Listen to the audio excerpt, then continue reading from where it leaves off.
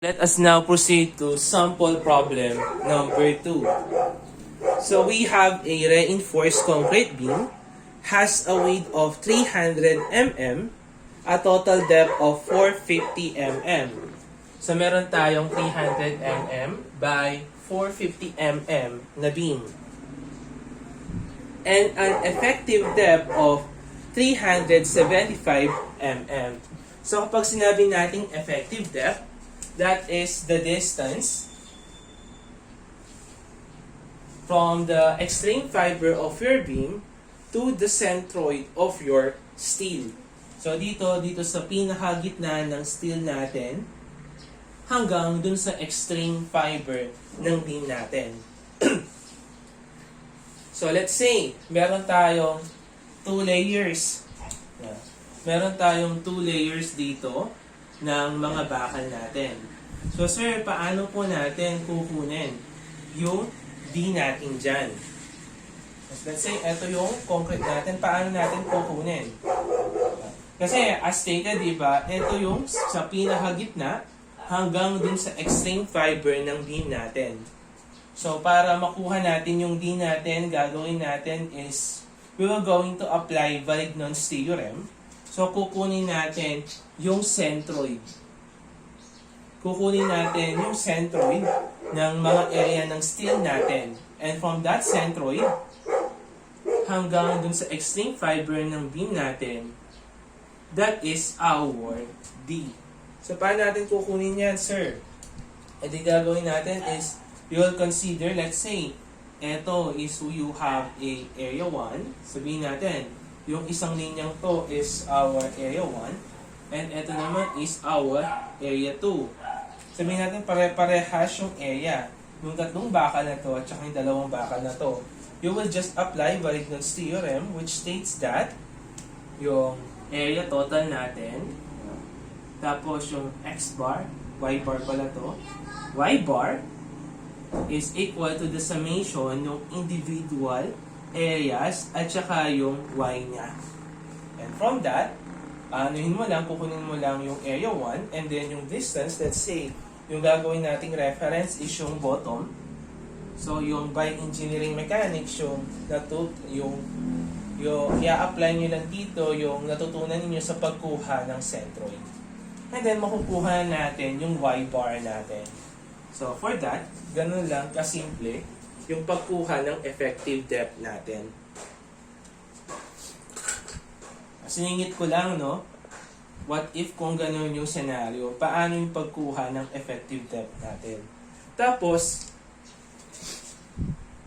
dito sa problem, as stated, we have a 320 mm diameter bars at the bottom. So, meron tayo dito na at the bottom. If F prime C is equals to 27.6 megapascal, so F prime C daw natin, that is 27.6 megapascal. And Fy is equals to 314 megapascal. Use NSCP 2010. So, hinahanap dito sa problem for letter E. Determine the bending stress. Determine the bending stress in the extreme fiber of the beam for a bending moment of 340 kilonewton meter. So sinabi dito, what is the bending stress at the extreme fiber of the beam? So tinutukoy niya dito is the gross area or the gross section itself. So meaning to say, we will just exclude the effect of our tension steel bars. So with that, gagamitin natin yung basic formula natin for bending stress, which is equal to 6m over BD squared, since it is a rectangular section. Or, if we were going to use yung general formula natin, that is MC over I. So yung tanong dito, what is the bending stress at the extreme fiber of the beam if your bending moment is equal to 340 kilonewton meters. So since meron na naman tayong mga given dito, so substitute lang natin yung mga values natin. So using yung formula natin for bending stress ng rectangular section, so 6 multiplied by 340 times 10 raised to 6 para maging Newton millimeter all over yung B natin, that is 300. Yung B natin dito, that is the total height ng beam natin. Kasi nga, we are considering the whole cross section ng beam natin. And yung D natin dito, that is yung H, which is equal to 450 mm squared. And the value of your bending stress at the extreme fiber, that is equal to 38.58 megapascal due to the bending stress, due to the bending moment of 340 kilonewton meter. So this will now become our answer. So next question. Determine the cracking moment. So we are tasked to find for the value of your MCR. So MCR, madali lang naman yung pagkuha ng MCR natin. By formula, we have MCR, which is equal to modulus of rupture multiplied by the cross section all over y sub t. So ngayon, hahanapin lang natin yung value ng y sub t natin, nung gross inertia natin, at saka ng modulus rupture. So unahin muna natin kuhanin yung y sub t natin. So by definition, so balikan lang natin yung definition ng y sub t natin. So y sub t, that is the distance from the centroidal axis. So hanapin muna natin yung centroidal axis ng cross section natin. So since we have a rectangular cross section, siyempre sa gitna lang yan. So this is our neutral axis. This is our, so sa gitna lang yan kasi nga that is a rectangular section. Sabi dito, distance from the centroidal axis to the extreme fiber in tension. So sir, paano po natin malalaman kung saan po yung tension part? So yung location ng tension natin, yun yung location ng mga tension bars natin. Kasi nga yung mga steel bars natin, that is good for tension. Siyempre, ilalagay natin yung mga bakal natin kung saan nag-e-exist yung tension. So hindi naman natin ilalagay yung mga tension bars natin dun sa compression side. Kasi nga, hindi naman yun yung use ng mga bakal natin. So yung konkreto natin, that is good for compression, but weak in tension. So in this part, ito yung extreme fiber nung tension side natin.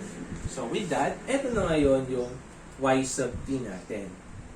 So y sub t by formula, ito lang naman yung kalahati nung height nung cross section na rectangular section.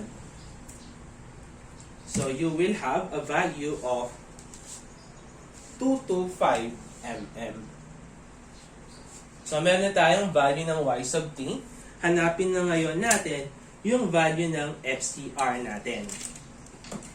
So in computing for your modulus of rupture, siyempre dalawa yung formula natin. It is either you will going to use NSCP 2001 or NSCP 2010. So since NSCP 2010, our formula, that will become equal to 0.62 square root of F prime C. So, ito yung ginagamit natin for NSCP 2010. So, sa 2001, that is 0.70. Sa 2010, that is 0.62. So, ito lang naman yung pinagkaiba nila. So, FR, that is 0.62. Since wala namang sinabi kung Kung lightweight, normal weight yung concrete natin, so let's say na ano lang, 1.0, which is yung normal natin. Square root of F prime C, yung F prime C natin, that is 27.6 megapascal. So the value of your modulus of rupture is equal to 3.26 megapascal. So ganun lang yung pagkuha natin ng modulus of rupture.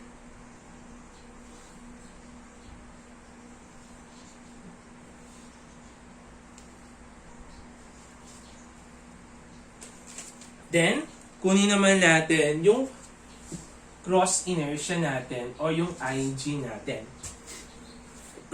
So, by formula, since yung ano naman natin is symmetrical lang naman yung section natin, wherein parehas lang naman yung mga sections natin sa since isa lang naman yung figure natin, so we can use yung formula natin directly for rectangle, which is equal to PH cubed over 12. So yung base natin dito, that will become yung 300. Yung height natin, that is 450 cubed over 12. So the value of your gross inertia is equal to 2,278.125 times 10 raised to 6 millimeter raised to the 4. So since meron tayong value ng FR, IG, tsaka YT, we can now calculate for the value of your cracking moment. So FR, that is 3.26 megapascal. Yung IG natin, that is 2,278.125 times 10 raised to 6 millimeter raised to the 4th, all over yung Y sub T natin na 225 mm. So the value of your cracking moment is now equal to 33 kilonewton meter. So this will now become your answer.